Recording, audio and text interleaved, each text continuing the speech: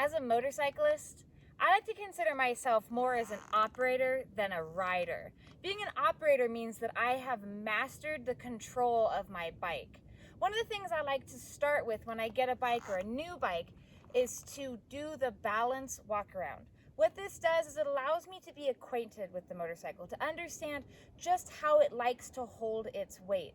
As an off-road rider, using the balance walk around actually comes in handy when I've fallen over and I can't get the kickstand out, I've got to walk around it, whatever it is. It just means that I know how to handle my motorcycle both in the saddle and out. The balance walk around is kind of what it says it is. You're gonna balance the motorcycle and walk around it. I'm gonna have to do this in small steps to get a good feel for how the bike is gonna hold its weight and walk around it without influencing it too much and tipping it in one way or the other past the point of no return where the bike might fall over. I'm gonna start by getting the bike up off of its kickstand. So what I like to do is actually just push the handlebar. I like to keep a ton of space between me and the motorcycle. It allows the bike to do its own thing without me trying to crowd it too much. So by pushing on the handlebars, getting the bike uprighted, I just come in and flick that kickstand out of the way. Now there's two reasons why I get that kickstand up. One is out of habit. As soon as I've got the bike up on its two wheels and off that kickstand, I like to just get it out of the way. And two, because I don't want to accidentally drop it on my foot or use it as a crutch, knowing that I can just let the bike go. However, if you need that little bit of help and you want to know that you do have something to catch the bike, go ahead and keep that kickstand out.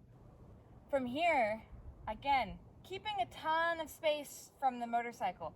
I don't want to use my vision too much. Now, vision is our primary sense, but I really want to consider how I'm feeling the motorcycle. So you'll notice here that I'm only using a couple of fingers. In fact, right now I'm just using my thumb. I don't need to influence the motorcycle more than that. These are designed to be in this plane. They like to be straight up on two wheels. I'm going to slowly start to move around the bike. And as I start to stretch out and I can't really use this handlebar anymore, I'm going to bring my other hand in and grab a solid point. You want to try to always use a solid point. That's because I don't want to grab something that could potentially snap off if the bike does decide to go.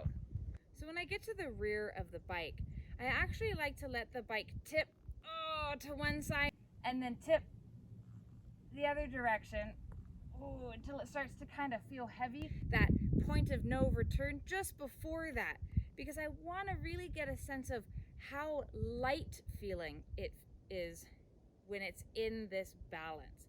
So here I'm using my hands, I'm able to talk with you, and I'm just pinching this back bar between my thumb and my pointer finger. I don't need to influence the bike more than this. Again, let it lip and then let it tip the other way. It really just lets you know that when that bike is in a lean, it requires power. Whether it's our power or it's throttle power, that lean also translates to when you're carving through a turn and you gotta add just a little bit of power, get that transmission to push you forward. In this case, I'm having to use my own strength in order to keep it balanced. Keep walking around slowly, so that I don't influence the bike too much. Now, coming around the front can be the trickiest part, mostly because you gotta go around this front tire and try not to grab a hold of anything that's gonna come off. So I'm not gonna focus on trying to grab a hold of the blinkers. I might be able to use the windshield, but again, don't want to break anything if the bike does decide to fall over.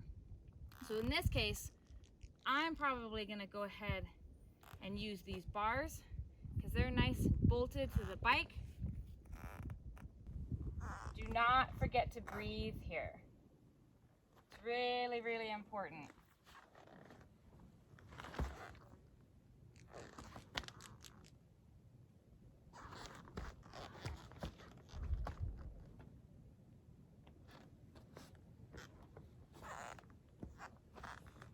you're done, put that kickstand back out and let the bike rest. Coming around the front of the motorcycle, you could see how challenging that was, and that I actually stopped talking because I have to focus so much. When I'm using this technique on the trail and I need to move around the bike because it fell over and where I'm trying to get on isn't gonna work for me, I very rarely, if ever, come around the front just because it's so challenging. I almost always travel through the rear of the bike if I need to move to the other side.